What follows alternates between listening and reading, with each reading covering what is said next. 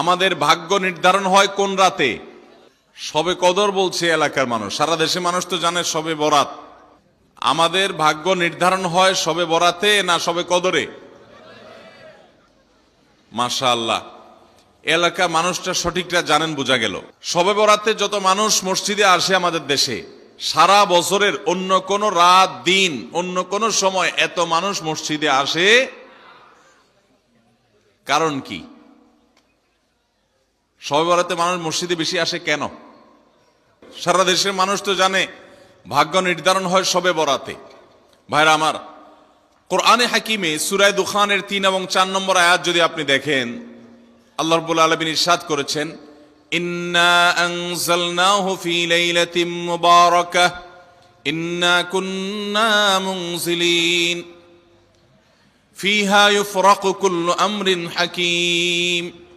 আল্লাহ বলেছেন, আমি নিশ্চয় কোরআনকে নাজিল করেছি, অবতীর্ণ করেছি একটি বরকতময় রাতে। কোন রাতে বরকত নাজিল করেছেন আল্লাহ তাআলা? বরকতময় রাতে কোরআন নাজিল করেছেন আল্লাহ বলেছেন। আর এই বরকতময় রাতটা কোন রাত যে রাতে কোরআন নাজিল হয়েছিল? শবে কদর। কোন সন্দেহ আছে? কারণ কোরআনের আরেক আয়াত বলছে, ইন্না আনজালনাহু ফি লাইলাতিল কদর, আমি কোরআনকে নাজিল করেছি যে রাতে, সেটা হলো লাইলাতুল কদরে। তাহলে লাইলাতুল কদরে আল্লাহ কোরআন নাজিল করেছেন। আর সূরা দুখানে বলেছেন, আমি একটি বরকতময় রাতে কোরআন নাজিল করেছি। তাহলে এখানে বরকতময় রাত বলতে যে লাইলাতুল কদরকে বোঝানো হয়েছে, সেটা দিনের আলোর মতো পরিষ্কার, ঠিক কিনা বলেন?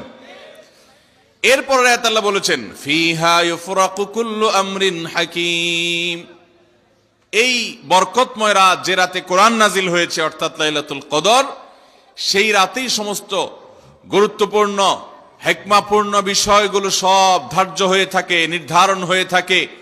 এই আয়াতের আলোকে বোঝা যায় মানুষের ভাগ্য সারা বছরের যেটি লিপিবদ্ধ হওয়ার কথা, সারা বছরের যে বাজেট হওয়ার কথা, সেটা হয়ে থাকে লাইলাতুল কদরে, শবে কদরে। মধ্য শাবানের রাত, এ রাতে আল্লাহ তাআলা মানুষকে সাধারণ ক্ষমা ঘোষণা করেন। যাদের মনে হিংসা নাই, যাদের মনে মানুষের প্রতি বিদ্বেষ শত্রুতা নাই, এবং যারা শিরকে লিপ্ত না, এই মানুষগুলো ছাড়া বাকি মানুষগুলোকে মধ্য শাবানের রাত, যেটাকে আমরা শবে বরাত বলি, হাদিসের ভাষ্য শবে বরাত নয়, হাদিসের ভাষ্য হলো লাইলাতুন নিসফি মিন শাবান, সেই রাতে আল্লাহ রাব্বুল আলামিন বান্দাকে সাধারণ ক্ষমা ঘোষণা করেন। এটা একটা ভিন্ন বিষয়, কিন্তু বছরের সবচেয়ে শ্রেষ্ঠ রাত হলো লাইলাতুল কদর, যেই রাতে আল্লাহ তাআলা বান্দার ভাগ্য ঠিক করেন। এই রাতে যে ভাগ্য আল্লাহ নির্ধারণ করে থাকেন,